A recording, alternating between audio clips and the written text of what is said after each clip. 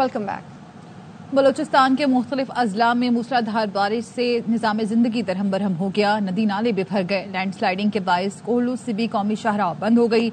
लाड़काना जेकबाबाद समेत सिंध के मुख्तलिफ इलाकों में बारिश जारी है। हैदराबाद मटियारी में नशीबी इलाकों में पानी जमा होने से लोगों को मुश्किलात का सामना है।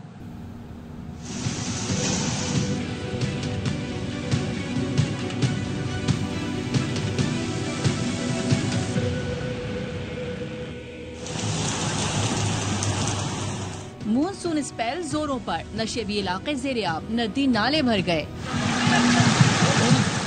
जामशोरों में घर की छत गिरने से खातून समेत 2 अफराद जाँ बहक हो गए। पानी घरों में दाखिल हो गया। नवाबशाह में सड़कें तालाब बन गईं। बरसाती पानी अस्पताल में भी दाखिल हो गया। जैकबाबाद में भी तेज बारिश ने डिस्ट्रिक्ट हेडक्वार्टर सिविल अस्पताल को डुबो दिया। सड़कें नदी नालों का मंजर पेश करने लगी।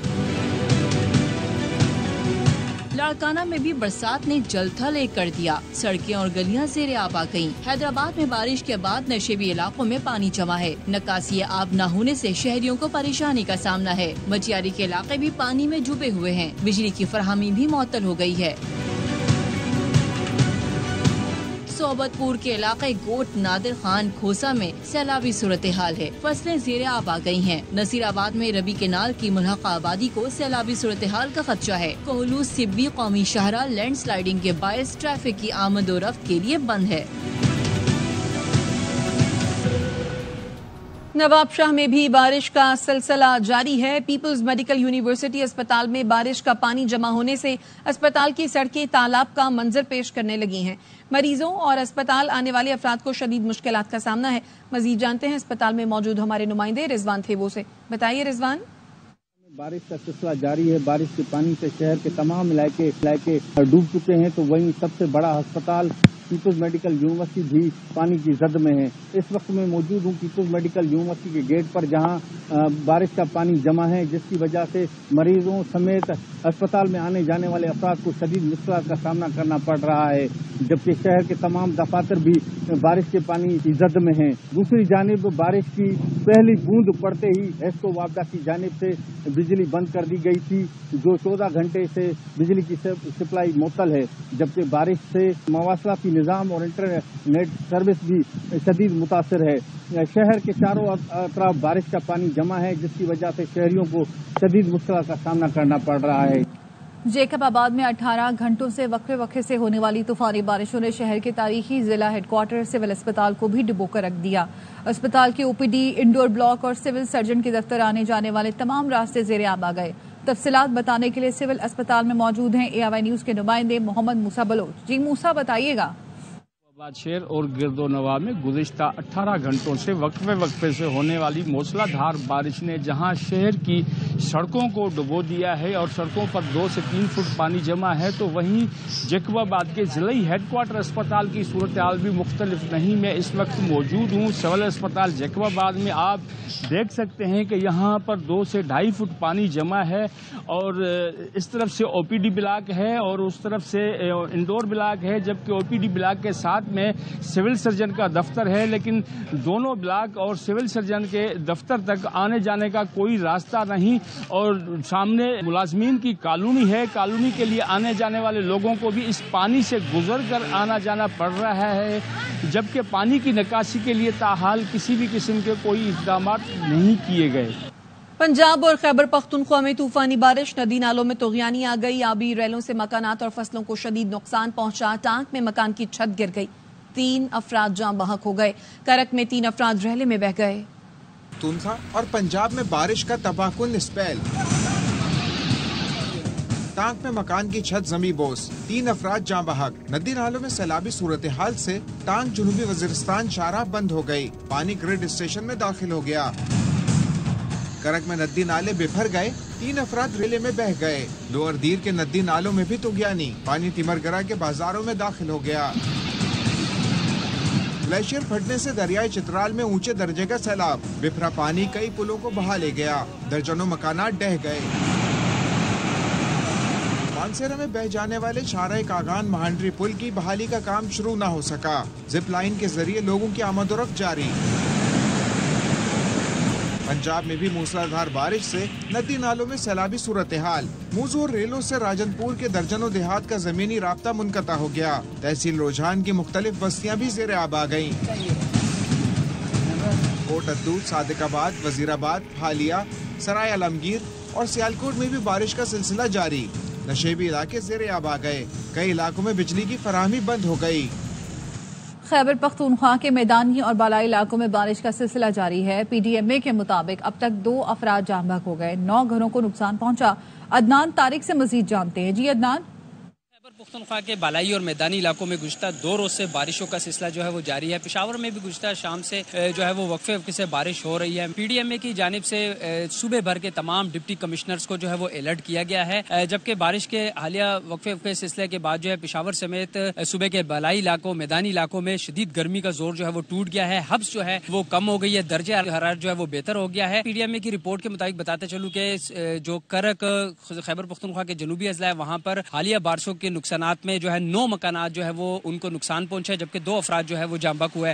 جبکہ پی ڈی ایم اے نے خیبر پختونخوا کے ضلع چترال میں جو ہے گلیشر پھٹنے کے واقعات جو ہے وہ بھی رونما ہوئے ہیں اور 30 اگست تک جو چترال ہے وہاں پر ایمرجنسی نافذ کی گئی ہے. جی. قوم کو اپنے بہادر شہداء پر فخر ہے. پولیس شہداء کو خدمات اور قربانیوں پر سلام پیش کرتا ہوں. صدر آصف زرداری نے یوم شہداء پولیس کے موقع پر شہداء کو خراج عقیدت پیش کیا ہے. اپنے بیان میں انہوں نے کہا دہشت گردی کے خلاف جنگ میں پولیس کے شہداء نے خدمات انجام دی. پولیس نے فرنٹ لائن پر لڑتے ہوئے جانوں کا نذرانہ پیش کیا. دہشت گردی کے خلاف کامیابی میں پولیس فورس کا نمایاں کردار ہے.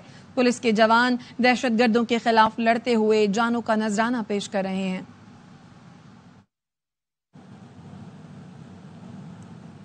وفاقی وزیر اطلاعات عطا تارڑ کہتے ہیں مخصوص نشستوں کا عدالتی فیصلہ آئین کے آرٹیکل سے باہر جا کر لکھا گیا.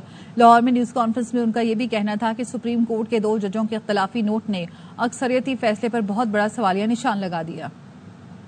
تحریک انصاف نہ اس میں پارٹی تھی نہ درخواست گزار تھی. اتنا بڑا ریلیف بن مانگے بن آئے دیا جانا چاہیے تھا. کس طریقے سے ان 81 ممبران کو ریلیف دے دیا گیا. یہ جو 2 آنریبل جج صاحبان نے اختلافی نوٹ لکھا ہے اور تفصیلی فیصلہ جاری کیا ہے، اس نے اکثریت کے فیصلے کے اوپر بہت بڑا سوالیہ نشان لگا دیا ہے. بڑے ویلڈ نکات اٹھائے ہیں کہ آرٹیکل 175 اور 185 میں جو دائرہ کار جو دائرہ اختیار تفویض کیا گیا ہے اس سے باہر جا کر اکثریت نے فیصلہ دیا ہے. انہوں نے آئین کے آرٹیکل 51 کی، آرٹیکل 63 کی، آرٹیکل 106 کی بات کی ہے. آئین کے آرٹیکلز کو معطل کرنا پڑے گا اس فیصلے پر عمل درآمد کرانے کے لیے. یہ کیسے ممکن ہے کہ آپ فلور کراسنگ کریں؟ ایک پارٹی کا آپ ایفیڈیوٹ دے چکے، ریویو ہم نے بھی دائر کیا، مسلم لیگ نون نے، پیپلز پارٹی نے دائر کیا، اور ابھی تک ریویو دائر کرنے کے باوجود اس کو سماعت کے لیے مقرر نہیں کیا گیا. پی ٹی آئی کو مخصوص نشستیں ملنے کے کیس میں سپریم کورٹ کے 2 ججوں نے اختلافی نوٹ جاری کر دیا. جسٹس امین الدین خان اور جسٹس نعیم اختر افغان نے لکھا سنی اتحاد کونسل کے چیئرمین نے تو خود آزاد حیثیت میں انتخاب لڑا. 80 ارکان کی قسمت کا فیصلہ سپریم کورٹ نے انہیں سنے بغیر کر دیا. ان ارکان کا سنی اتحاد کونسل میں جانا متنازع نہیں تھا. ارکان اپنا موقف تبدیل کرتے ہیں تو ان کے حلف کی خلاف ورزی ہوگی. پی ٹی آئی کو مخصوص نشستیں دینا عدالت کا اپنا تخلیق کردہ ریلیف ہوگا. پی ٹی آئی کو ریلیف دینے کے لیے آرٹیکل 175 اور 185 کے دائرہ اختیار سے باہر جانا ہوگا. آرٹیکل 51، 63 اور 106 معطل کرنا ہوگا. آئینی ادارے کو نہیں کہا جا سکتا کہ ایسے فیصلے پر عمل کرے جو آئین کے مطابق ہی نہ ہو. پشاور ہائی کورٹ کے فیصلے میں کوئی سقم موجود نہیں.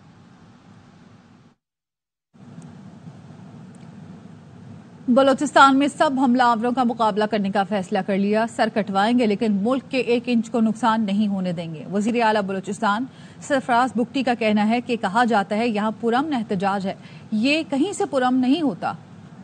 آرام سے کہہ دیا جاتا ہے یہ پرامن احتجاج ہے، یہ کہیں سے پرامن نہیں ہے. اس کی جو رسیاں جہاں سے ہلائی جاتی ہیں ہم سب کو پتہ ہے کہ وہ رسیاں کہاں سے ہلائی جاتی ہیں. بلوچستان میں جو 3 یا 4 قسم کے حملہ آور ہیں سب کا مقابلہ کرنے کا فیصلہ کیا. پولیس پہ حملہ آور ہوں، ایف سی کے جوان کو بے دردی کے ساتھ شہید کریں، جب حکومت رسپانس دے تو اب خواتین کو آگے کر لیں. ہم نے بلوچ روایت کا احساس کرتے ہوئے ابھی تک خواتین کو ہاتھ نہیں لگایا، لیکن اس طرف سے بلوچ روایات کی پامالی وہ انتہائی شرمناک ہے. ہمارا جو نوجوان ہم سے اس بنیاد پہ دور ہوا ہے کہ اب سروس ڈلیوری نہیں دے پا رہے, اس کو قریب لانے کی کوشش کرنی ہے, لیکن وہ جس کی انٹینشن میں پاکستان کو کمزور کرنا ہے اس کو ہم اتنی آزادی کے ساتھ اب بلوچستان کی سڑکوں میں گھومنے نہیں دیں. جتنے مرضی سر کٹوانے پڑے ہم سر کٹوائیں گے, لیکن ہم اپنے ملک کے 1 انچ کو نقصان آنے نہیں دیں گے انشاءاللہ.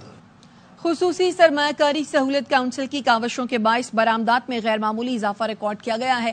ادارہ شماریات کے اعداد و شمار کے مطابق 2023-24 میں گزشتہ مالی سال کی نسبت برآمدات 10.54% اضافے سے 30.64 بلین تک جا پہنچی, جبکہ درآمدات 55.19 بلین ڈالر کے مقابلے میں 0.84% کم ہو کر 54.73 بلین ڈالر رہیں.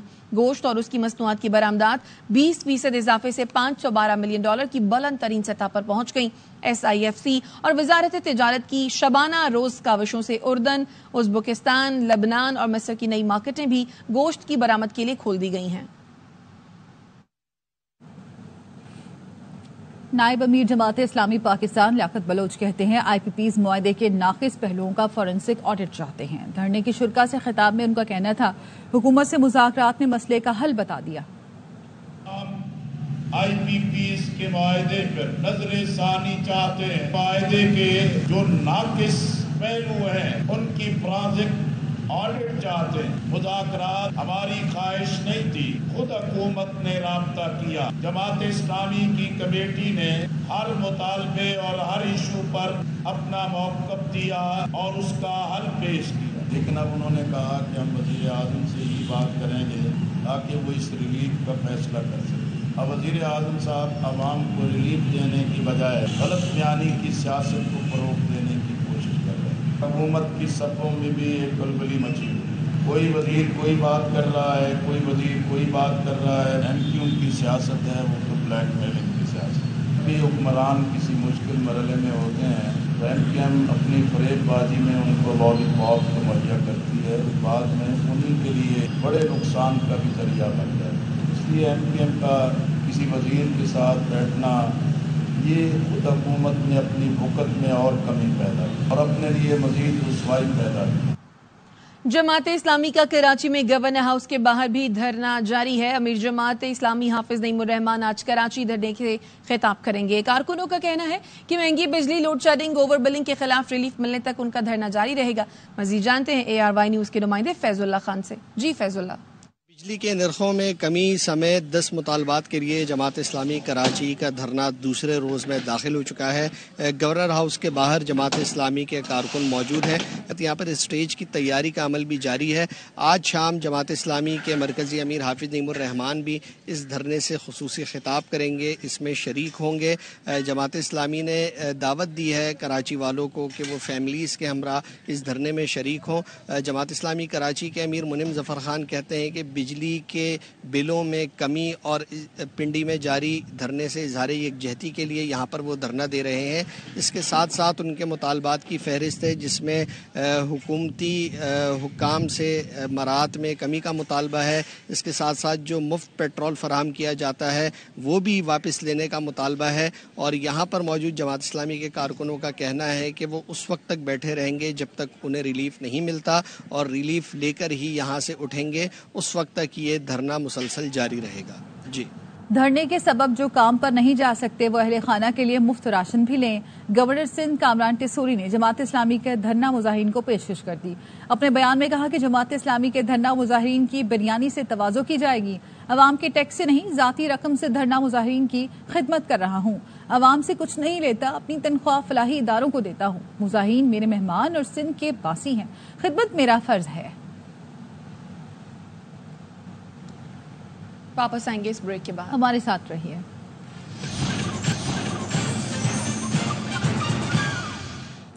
وفاقی وزیر امیر مقام حریت رہنماؤں کے ساتھ نیوز کانفرنس کر رہے ہیں. اپنا رول پلے کرے, وہ کر رہے اور کرنا ہی چاہیے.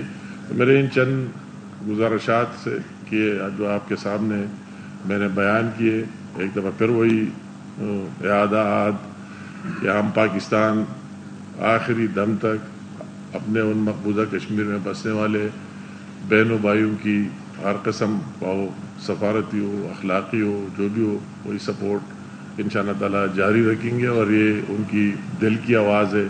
उनको इस तरह ज़ोर से और जबर से दबाना किसी वजह से ये जस्टिफाई नहीं करते। और हमने मज़ीद मैंने जो उन लोगों से अपील की, OIC के हमारे जितने कंट्रीज़ है उनसे भी अपील, और बाहर दुनिया से वही जो इंसानी हुकूक़ की बात करते हैं, हमें इस पर दुख होता है कि जो कुछ मज़ालिम फ़लस्तीन में और कश्मीर में हो रहा है, क्या उनको नज़र नहीं आ रहा है?